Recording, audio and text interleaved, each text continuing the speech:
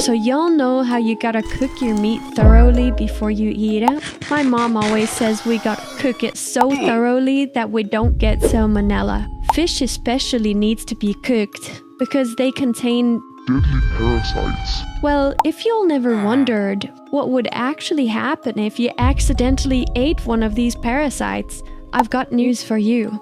Because today, I'm going to show you the most terrifying parasites I could find. And some of these might be crawling around inside your body right now without you even know it. So guys, if you don't want some giant worm eating you from the inside, then smash that like button and subscribe. When I was in school, one of my classmates caught a really bad disease. Like, not life-threatening, but so disgusting. Scabies. If y'all don't know what that is, it's basically where little worms crawl around under your skin. But guys, what would be worse than small worms under your skin? Well, maybe a 60-foot long tapeworm crawling around inside you. Take a look. Did you know about this 60-foot parasite that loves to hide out in your intestines? The tapeworm is literally the most terrifying parasite that exists. It's this flat, segmented worm that you can catch from eating undercooked meat or raw fish. But wait, there's more. Once it's inside your intestines, the tapeworm latches on with 4 suction cups and sharp hooks. And with good food, it can grow up to 60 feet long. Since it doesn't have a mouth or stomach, it absorbs your food directly through its skin. Basically, it's eating your meal before you can even digest it. But what makes the tapeworm really creepy is how it reproduces. This thing is made up of thousands of tiny segments that regularly break off. And these egg-filled segments come out of your body through your butt. You might even find little white pieces moving around in your underwear. Get this, each segment can contain up to 100,000 eggs. But the worst part is that you can be constantly hungry without ever gaining weight. Because that hunger you're feeling, that's actually the worm demanding its dinner. And as if that wasn't enough, this parasite can live up to 30 years in your intestines without you noticing anything. But don't worry, if you ever get one, it's super easy to treat with anti-parasitic medications. It lives for over 30 years? Like, that's crazy. Is that why I'm always hungry? Maybe I just love snacking. But wow, 100,000 eggs is insane. Like, imagine going to the toilet and then you look down and your poop just starts wiggling. Yuck. Thank God there's good medicine for it though. I'm gonna start cooking my meat well though, so I don't catch anything like this. If y'all thought that last parasite was scary, wait till you hear about this one. Y'all know about zombies, right? Like, human zombies don't exist. At least I haven't seen one. But guys, there are actually parasites that turn as animals into zombies.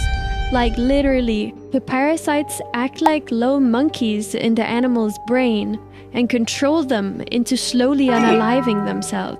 Check it out, guys. You know the most terrifying experience a snail can go through? Well, it's when it gets attacked by a dangerous parasite that turns the snail into a brainless zombie. Here's the thing, snails absolutely love eating bird poop. For them, it's like a nutrient-packed meal. But here's the problem. That poop contains eggs from a parasite worm called Leucochloridium. Once the snail swallows them, the eggs hatch into larvae. I won't get into all the gross details, but after several transformations, just one larva turns into a sack filled with thousands of baby larvae. And this is where things get crazy. The parasite takes complete control of the snail and turns it into a real zombie to find a new host. But it's not going to look for other snails. Instead, it's going after something way bigger, predator birds. The parasite changes the snail's behavior to get the bird's attention. It makes the snail come out of hiding and climb super high to expose itself in broad daylight. But that's not all. To really make it appetizing, the larva sac invades both of the snail's eye tentacles. This makes them bigger and more colorful, mimicking the look and movement of caterpillars, which happens to be birds' favorite meal. Then, when the bird eats the snail, the larva sac keeps developing inside its body. After the bird drops a nice big poop of parasite eggs, the cycle starts all over again. No way, that thing looks crazy. That really does look like 2 caterpillars sticking out his eyes. But just imagine if a small parasite bug crawled into your eye. Like, one day your eyes just start bouncing and your mind gets controlled. That'd be so horrifying.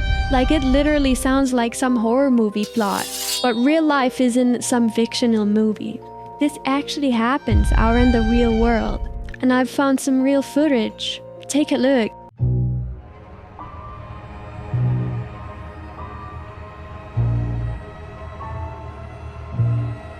Oh my my god, it looks like it's sort of rave or something.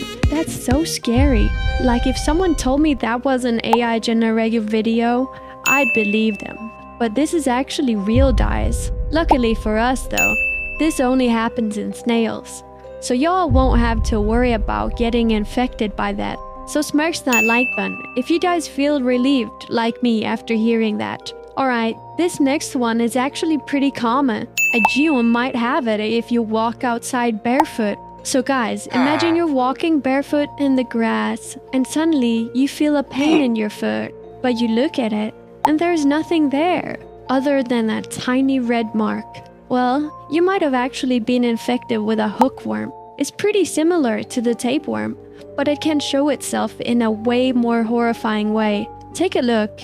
You decide to walk barefoot and you step on a hookworm. It will use its sharp teeth to penetrate the skin of your foot, but it will not stay there. It will enter the blood and go to your throat. You will swallow it. It will then go into the small intestine, which is where it's going to attach to the intestinal wall, and then it will feast there off of you for a long time, all while laying tons of eggs. And by the way, sometimes you can actually see them migrate through your foot. And it's estimated that 740 million people are currently infected. So it's not that rare. Ew, you can see it crawling around in there. It's so big. I hope that's just a damaged blood vessel or something. Cause if that's the actual size of it, I don't know if I can keep living on this planet. I might be walking around with bricks on my feet just to protect myself if they are this disgusting. Yuck. Guys, let's use this as the word of the day. Comment bricks on feet if you've made it this far in the video. Alright, let's check out another animal that turns the animals into zombies. This one is kinda different though. It actually doesn't use snails. It uses bugs and is a bug. Imagine a bug stings you and only kills you halfway and then lays eggs inside you. So when the larva hatches, it eats you alive.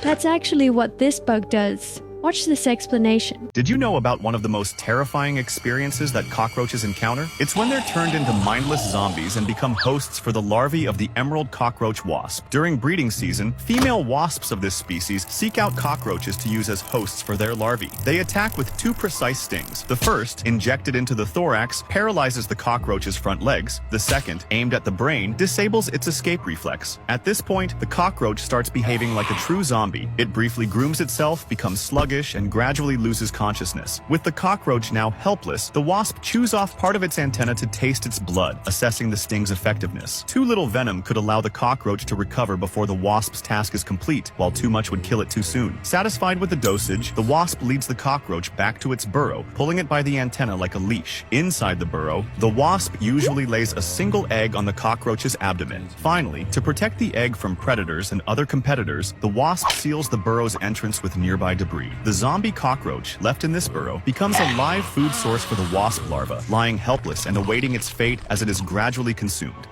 Thank God it's cockroaches and not humans. Like, I'm low-key happy about seeing less cockroaches, because if I see one in my room, I'm literally fainting.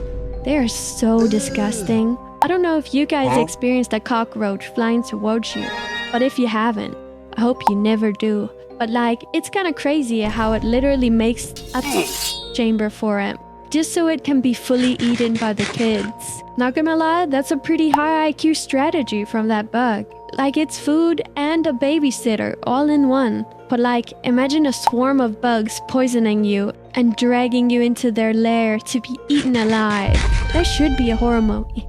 Not gonna lie. Okay guys, if y'all ever watched Over the Edge, you will know about this one.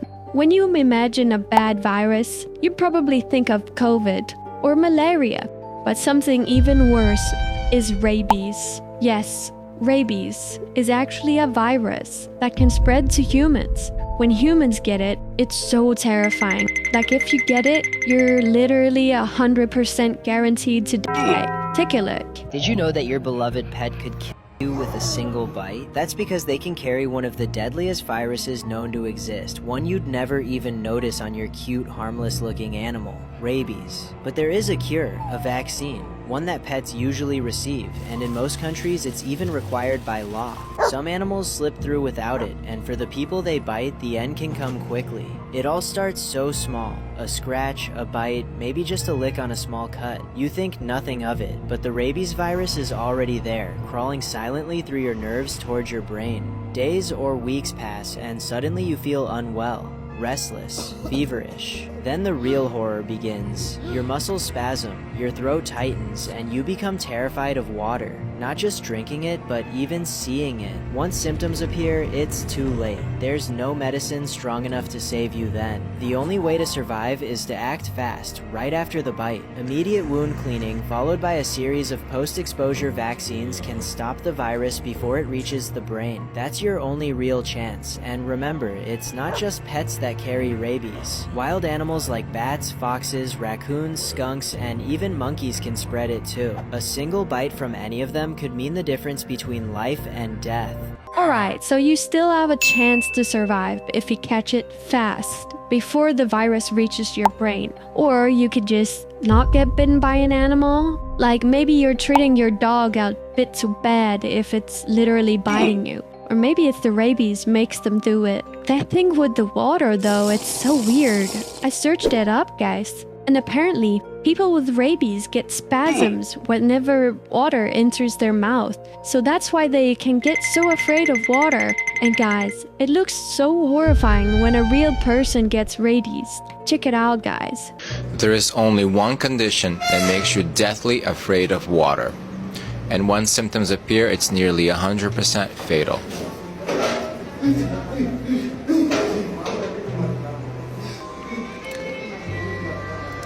This is rabies. Oh my god, he actually can't drink the water. It's just impossible. That's the craziest part for me. Alright guys, this next one might just be the most disgusting of them all. You won't believe what this parasite does to animals. Like imagine termites, you know, the one that hollow out trees and just eat up entire homes, but for animals. That's basically what this is. Check it out. Okay, picture this. You're out for a walk one day and you come across this. A deer walking around with a giant gaping hole in its head. What is your first thought? If you guess screwworm, congratulations. New World screwworm disease is caused by the larvae of this fly, Cochleomia hominivirax, which translates to roughly man-eater.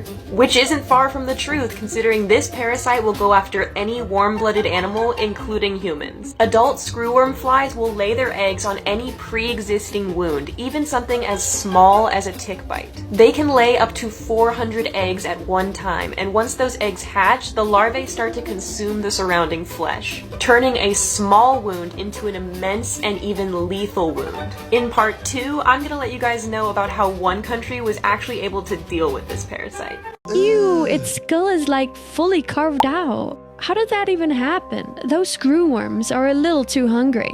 Y'all know how flies are attracted to wounds, right? Because they can eat the meat. That probably only makes this worse, because they're just bound to have more and more worms there, eating its brains. It's like a positive feedback loop. Alright, vanilla beans, remember the hookworm from earlier? Well, this one might be a level higher than the hookworm. Y'all know how it showed through the skin? Yeah, if you didn't like that, let's skip ahead. This one is like that, but double the size. And you won't believe what they have to do to remove it. Check it out. This is a guinea worm. It's a rare parasite that infects humans through contaminated water. After you ingest them, they grow in your body over the course of a year. The female worms grow up to 3 feet and can migrate through the body's tissues, eventually moving towards the skin's surface. This causes a painful blister to form on the skin as the worm slowly emerges. Once the head pokes out, it has to be pulled from your skin inch by inch. Now, traditionally, the worm is wrapped around a stick as it's pulled out, in a process that usually takes a couple weeks. Well, at least you don't have to take that medicine. Crazy that you gotta pull it out over a week. Like you're walking with a worm halfway out of your skin. Like my friends would probably think that's my new fashion statement or something, but that's like disgusting. Yuck. I hope I never get this. Guys, subscribe if you also don't wanna get this. Alright, for this last one, we got a parasite, but for fish. Y'all ever seen that guy who cleans the gills of fish and shrimp on the beach? I think it's so satisfying to watch him remove those big old parasites from those poor animals. Well, this one would be probably impossible to remove. This one literally cuts off tongues and replaces them. Check it out. The parasite enters through the gills and clamps onto the fish's tongue with sharp, strong claws. It then severs the blood vessels in the tongue, stopping blood flow, which causes it to die and eventually fall off. Once the tongue is gone, the parasite attaches itself to the remaining stub, becoming the fish's new tongue. As the fish eats, the parasite gets a share of the food, and this creepy thing stays there, living off the fish and acting as its tongue until the host dies.